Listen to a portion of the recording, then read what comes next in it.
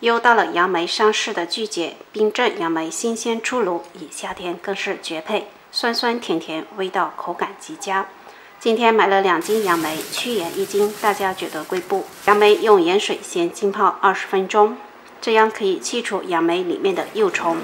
泡好的杨梅再冲洗干净，装碗中。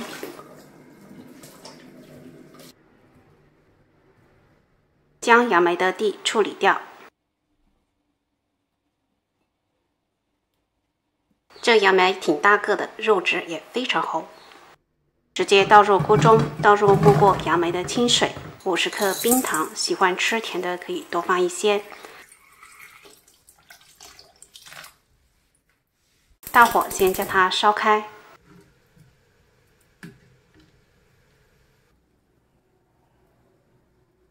煮开后，盖上盖子，转小火继续煮上10分钟。时间到了，关火。放凉后，把杨梅捞出，一个个夹在碗中，尽量控干些水分。加适量的白糖，泡均匀。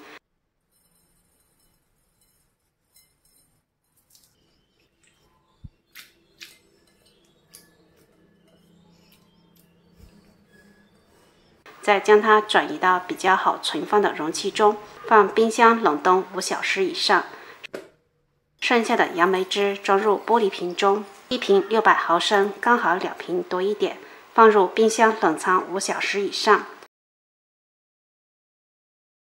冻好的杨梅也非常漂亮，唱一个沙沙的声音也超治愈。